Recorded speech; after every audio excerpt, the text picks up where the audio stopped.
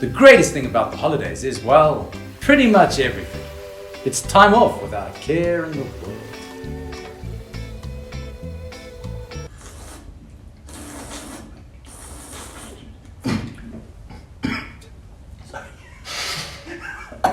Getting back into the normal swing of things after a relaxing break is really difficult.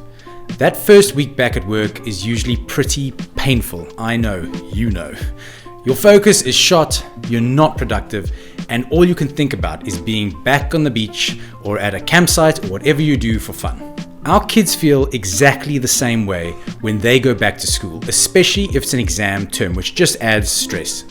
And unless your child is a rare breed and actually looks forward to going back to school, we need to do what we can to ease them back into the swing of things and to help them achieve success in their exams. Before you start with anything, it's important to get your child's mind in the right place. You have to be realistic. They've just come back from a total mental break to now suddenly having to switch to full-on productive learning mode. Think about when you start your car on a cold winter's morning. You don't just get in, switch it on, and instantly drive off. You should give your engine a few seconds to heat up, otherwise you could end up damaging it. Our minds work the exact same way. Help your child to accept that they're not necessarily going to feel super focused or productive during their first week or two back at school, and that is okay. Be positive about this. The next and most important step is planning a routine or schedule. We often don't realize just how important it is to plan out our weeks as a family together. Planning set amounts of time for your day-to-day tasks can help you to firstly balance out your time, and secondly, in this case, to help ease your child back into school. Let me run you through how I usually do this for my son. I start by grabbing a notebook or a piece of paper and draw up a 3-month calendar. I'm going to illustrate this with a graphic in today's video because my handwriting is, well, very doctorish. The first thing I do is mark the start date and end date of the term. After that, I begin blocking out time for all his recurring weekly commitments. Things I know he has to do, like after-school sports, extra lessons, using WorksheetCloud. See what I did there? Cheeky little punt for the world's greatest exam study tool. Visit WorksheetCloud.com now. Then, a very important step, I schedule some rest and relaxation activities up front.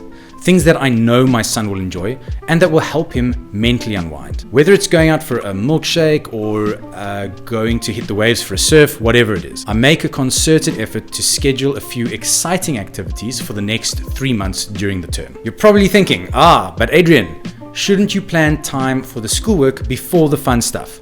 Well, no, because the fun stuff is what is going to give our children the drive to work hard and to help pull them out of holiday mode.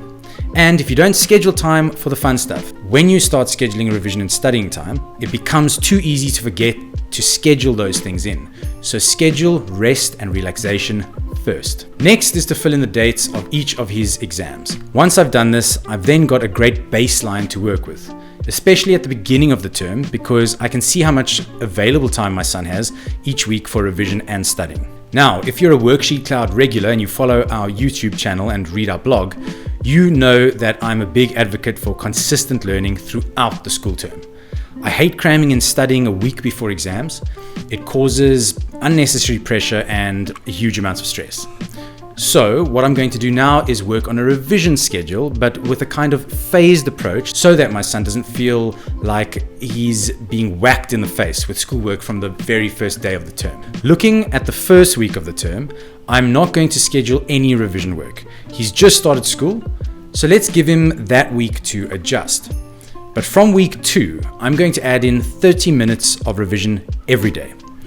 This can be reading over the notes he made in class during that week, or using WorksheetCloud, wink wink.